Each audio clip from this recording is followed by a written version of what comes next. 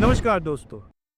युद्ध में अब ट्रंप की हालत हो गई है खराब। खामेनेई ने सीज फायर के लिए साफ इनकार किया। दोस्तों, युद्ध अब उस मोड़ पर आ पहुंचा है जहां से वापसी आसान नहीं। और सबसे बड़ी बात यह है कि अब डोनाल्ड ट्रंप की हालत ऐसी हो गई है कि वो खुद समझ नहीं पा रहे हैं कि खेल उनके हाथ से निकला तो कैसे निकला।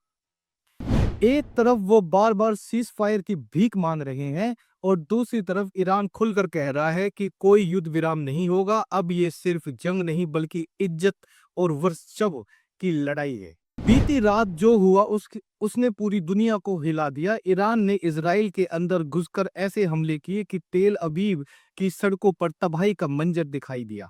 बीती रात जो हुआ उसने पूरी दुनिया को हिला दिया।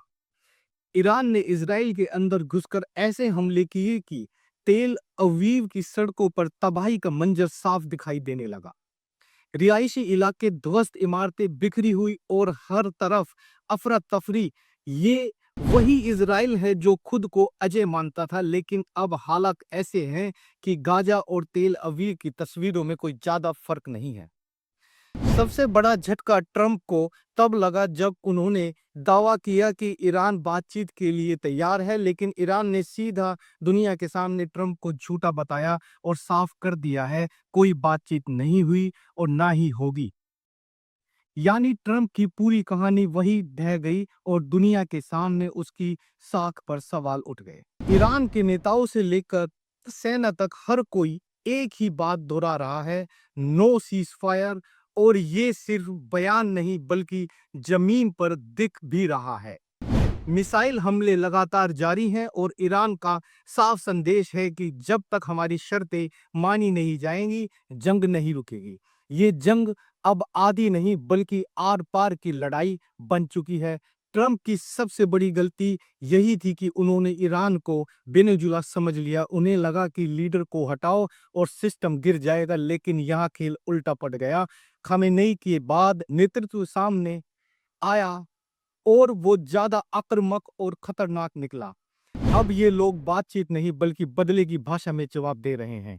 अब हालात ऐसे हैं कि अमेरिका और इजराइल दोनों फंस चुके हैं। वो हमला कर रहे हैं लेकिन ईरान पीछे हटने को तैयार नहीं है। उल्टा हर हमले का जवाब दोगुना ताकत से दे रहा है।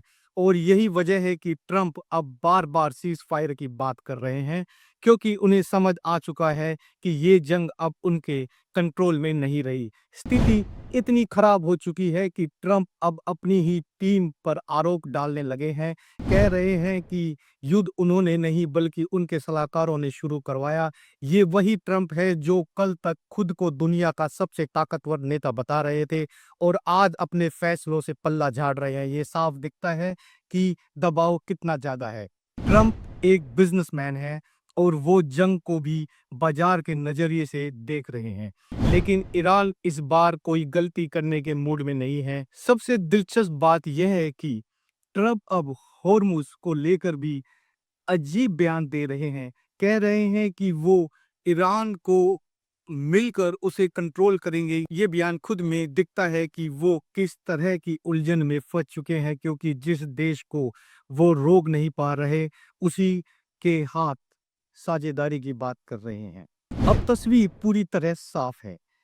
एक तरफ ट्रंप है जो हर दिन नई कहानी सुना रहे हैं और दूसरी तरफ ईरान है जो एक ही लाइन पर खड़ा है। ना बातचीत ना सीज फायर। ये जंग अब सिर्फ मिसाइल नहीं बल्कि इरादों की बन चुकी है और फिलहाल मैदान में बढ़त उसी की है जो झुकने को तैयार नहीं।